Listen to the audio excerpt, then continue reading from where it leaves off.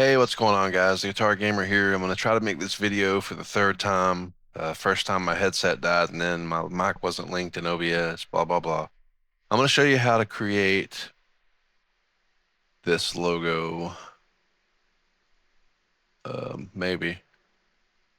This logo here, or these logos like this with carbon fiber on the insides of them. I can show you how to do like I did here, where there's carbon fiber in certain areas, but that's a longer video. So the first thing we're going to do is we're going to open a new image, desktop. And you're gonna find this is a carbon fiber image I got off Google. It's 3,000 pixels by 3,000. You want something big like that, so just type in high resolution carbon fiber image and find the biggest one you can find. A lot of times these stupid sites try to charge you for them. Don't do that. That's ridiculous. There are files on here that are free. You just have to search for them. So once you've got that opened, then you're going to file, and this time open as layers, desktop, Gimp. Of course, now my mouse is dying. Give me a fucking break, man. So now we're going to find a logo that I've already got, the Sim Magic. And now we're going to click on carbon. You can then hit, if this doesn't pop up, you can hit Shift S to scale it. And you want to shrink it as small as you can to where it just covers the logo. So about like that. So then once it's covered it, scale it. Now it's going to look like that.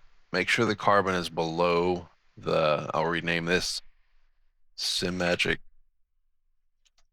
so it's not confusing. So once you've got them both, then you'll turn off the carbon layer.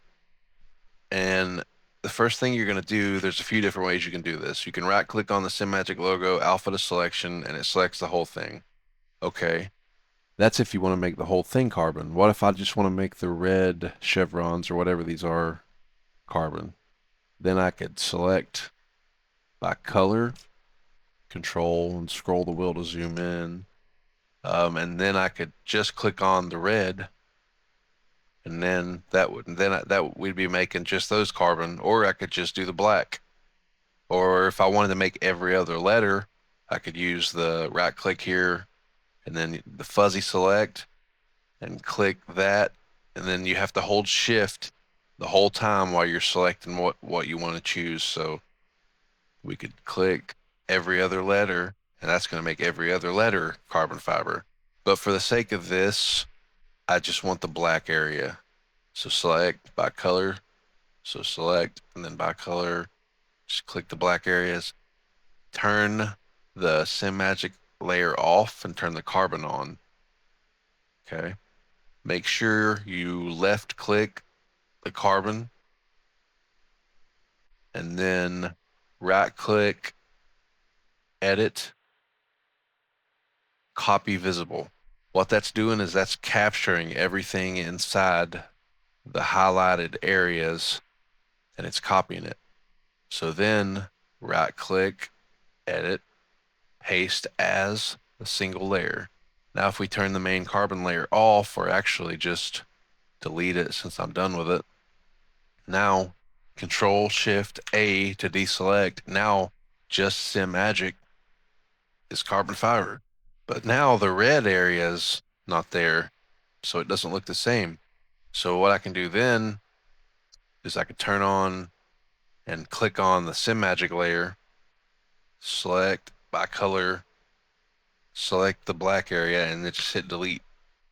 Now if I turn both layers on, Control Shift A to deselect, now everything I want is carbon fiber and the red is still there, or orange, red, whatever you want to call it. So then to take things further, I will right click, new layer group, and then I'm going to drag both of these in like this. Now to take things a little further, what you can do is right click on the main layer, alpha to selection to where it highlights everything, and then select, grow, and I'm gonna grow it by 10. Now there's like a border highlighted kind of. And if I want to paint that and make an actual border, I'll come over here, right click, new layer, name it outline, and then drag it to the bottom, but make sure it's in the folder. So now if I click on that layer and use my bucket tool, choose my color, and then click, and then Control Shift A to deselect, now I've got a SimMagic logo.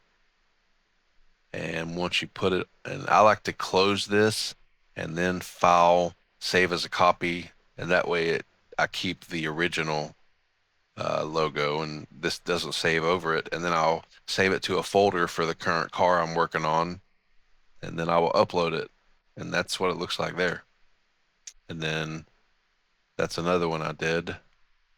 And then also I did my channel. It looks a little blurry when I'm zoomed in, but it'll look fine on the car.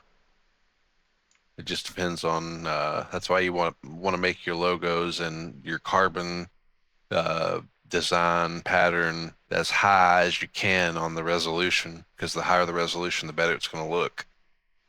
So yeah, then you just put it on the car. Um, like if I go to numbers and then file, open as layers, and then I go here to my folder, I've also got numbers made.